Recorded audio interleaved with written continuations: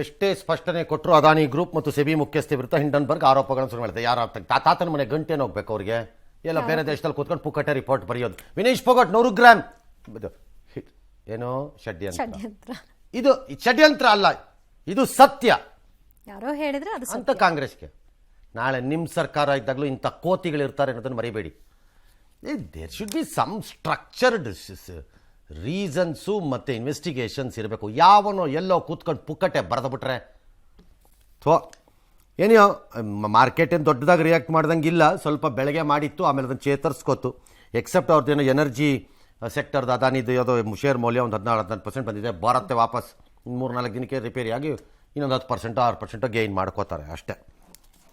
ಇನ್ನು ಈ ವಿಷಯದಲ್ಲಿ ರಾಜಕೀಯ ರಾಹುಲ್ ಗಾಂಧಿ ರಾಹುಲ್ ಗಾಂಧಿ ಅವರು ಸೆಬಿ ಪಾವಿತ್ರ್ಯತೆಗೆ ಧಕ್ಕೆ ಬಂದಿದೆ, ಮಾಧವಿ ಬೂಚ್ ಯಾಕೆ ರಾಜೀನಾಮೆ ಕೊಟ್ಟಿಲ್ಲ, ಒಂದೊಮ್ಮೆ ಹೂಡಿಕೆದಾರರು ನಷ್ಟ ಹೋದ್ರೆ ಯಾರು ಹೊಣೆ, ಪ್ರಧಾನಿನ, ಸೆಬಿ ಅಧ್ಯಕ್ಷರ, ಇಲ್ಲ ಅದಾನಿನ ಅಂತ ಪ್ರಶ್ನೆ ಮಾಡಿದ್ದಾರೆ. ಜೊತೆಗೆ ರಾಹುಲ್ ಗಾಂಧಿ ತುಂಬಾ ಅಪಾಯಕಾರಿ ವ್ಯಕ್ತಿ ಅಂತ ಬಿಜೆಪಿಯವರು ಮುರ್ಕೊಂಡಿದ್ದಾರೆ. ಪ್ರಧಾನಿಯಾಗಿಲ್ಲ ಅನ್ನೋ ಹತಾಶೆ ಅವರನ್ನ ಕಾಡ್ತಾ ಇದೆ. ಹೀಗಾಗಿ ದೇಶದ ಆರ್ಥಿಕತೆಯನ್ನ ಅಸ್ಥಿರಗೊಳಿಸಲು ಪ್ರಯತ್ನಿಸ್ತಾ ಇದ್ದಾರೆ ಅಂತ ಸಂಸದೆ ಕಂಗನಾ ರನಾವತ್ ವಾಗ್ದಾಳಿ ನಡೆಸಿದ್ದಾರೆ. ಭಾರತೀಯ ಷೇರುಪೇಟೆ ನಾಶ ಆಗಬೇಕು ಅಂತ, ಆರ್ಥಿಕತೆ ಹಾಳಾಗಬೇಕು ಅಂತ ಕಾಂಗ್ರೆಸ್ ಬಯಸ್ತಾ ಇದೆ ಅಂತ ರವಿಶಂಕರ್ ಪ್ರಸಾದ್ ಕಿಡಿಕಾರಿದ್ದಾರೆ. ಈಗ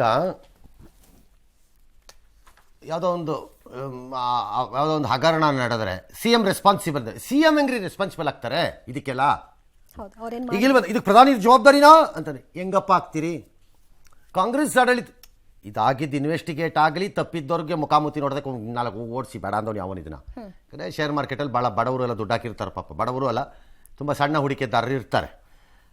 ಆದರೆ ಈ ರೀತಿಯ ತಲ್ಲಣಗಳು ಮತ್ತು ಏರುಪೇರುಗಳು ಮತ್ತು ಮ್ಯಾನಿಪ್ಯುಲೇಷನ್ಗಳು ಕಾಂಗ್ರೆಸ್ ಇದ್ದಾಗ ನಡೆದಿರಲಿಲ್ವಾ? ಎಷ್ಟು ಕೊಡ್ಬೇಕು? ನಾನು ಕತೆ ಕೊಡ್ಬೋದು, ಹಾಗೆ ಇಲ್ಲ ಅನ್ನೋ ಹಾಗಿಲ್ಲ. ಹೆಂಗೆ ಯಾಕಾಗಿಲ್ಲ? ಅವತ್ತು ಯಾರು ಜವಾಬ್ದಾರಿ ತಗೊಂಡ್ರು? ಯಾರ್ಯಾರು ರಾಜೀನಾಮೆ ಕೊಡ್ಬೇಕು? ಯಾರ್ಯಾರು ರಾಜೀನಾಮೆ ಕೊಟ್ಟರು? ಅವತ್ತು ಯಾರ್ಯಾರು ಕೇಳಿದ್ರು ಈ ರಾಜೀನಾಮೆ ಕೊಟ್ಟೋಗು ಅಂತ ಕೇಳಿದ ತಕ್ಷಣ ಕೊಡ್ಬೇಕಂತ. ಹಂಗೆ ಇದು ನಮ್ಮ ದೇಶದಲ್ಲಿ ಈಗ ಯಾವುದನ್ನು ಏನು ಬೇಕಾದ್ರೆ ಹೇಳ್ತಾ ಇರ್ತಾರೆ.